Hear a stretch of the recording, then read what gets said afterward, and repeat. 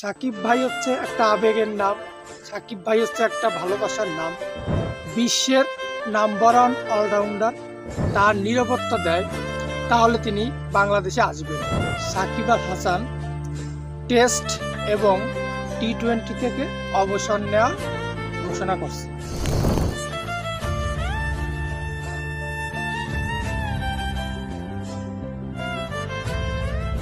Bangladesh cricket ইতিহাসের সবথেকে সেরা প্লেয়ার, বাংলাদেশ ক্রিকেটের ইতিহাসের পোস্টার বয়, বিশ্বের নাম্বার ওয়ান অলরাউন্ডার, বিশ্ব ক্রিকেটের বাংলাদেশের রিপ্রেজেন্টকারী লিজেন্ড, আমাদের সবার প্রাণপ্রিয় সাকিব আল হাসান টেস্ট এবং টি-20 থেকে অবসর নেওয়া ঘোষণা করছে। টি-20 সম্পর্কে সে খুব স্ট্যান্ড তার একদম ক্লিয়ার যে আমার টি-20-তে শেষ ম্যাচ খেলা হয়ে গেছে।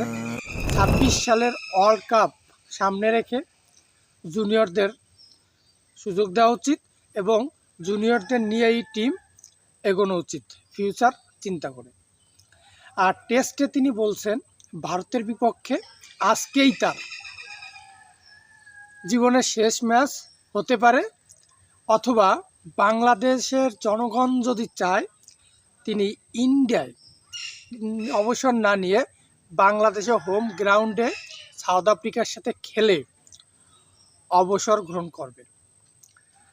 এবং তিনি জানাইছেন যে ভারতের মাটিতে সে খেললেও তার ইচ্ছা বাংলাদেশে অবসর গ্রহণ করা, ভারতে বসে তার অবসর গ্রহণ করার কোনো ইচ্ছা নাই।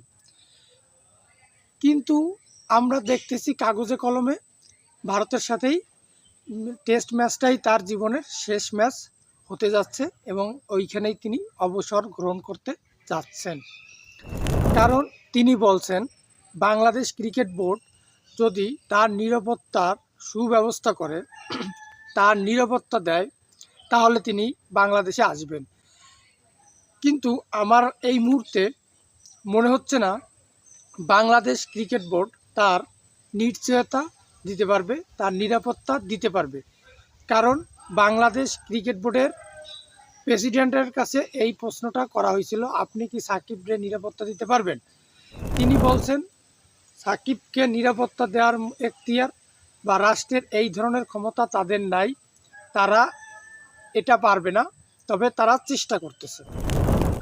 তো বোর্ডের স্ট্যান্ড একদম ক্লিয়ার, তাদের হাতে নিরাপত্তাজনিত কিছু নাই, এটা সরকার এবং সাধারণ জনগণ।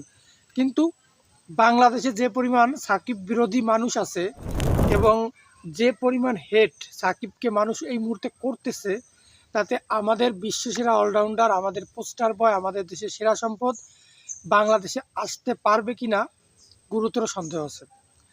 তিনি যদি বাংলাদেশে আসে, আমরা যারা সাকিবের ভক্ত আছি আমরা তারে প্রোটেকশন দিতে পারবো না, কিন্তু তারে সমর্থন দিতে পারবো, তার খেলা দেখতে মাঠে যেতে পারবো, সবই ঠিক আছে। কিন্তু তার যে অ্যান্টি মানুষ, যারা তাকে পছন্দ করে না, যারা চায় না তিনি আসুক, তারা তার উপর হামলা করে দিতে পারে, তার ফ্যামিলির উপর হামলা করে দিতে পারে, এমনকি তাকে পুলিশ দিয়ে হয়রানি করতে পারে।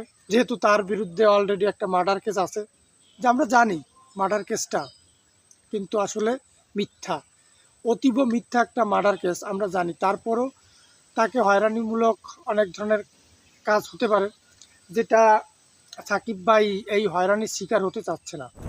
তিনি বোর্ডের কাছে দুইটা শর্ত দিয়েছিল, এক হচ্ছে তার নিরাপত্তা দিতে হবে, 2 নম্বর হচ্ছে তার সেফ এক্সিট, সে যখন ইচ্ছা তখন বাইরের কান্ট্রিতে যেতে পারবে।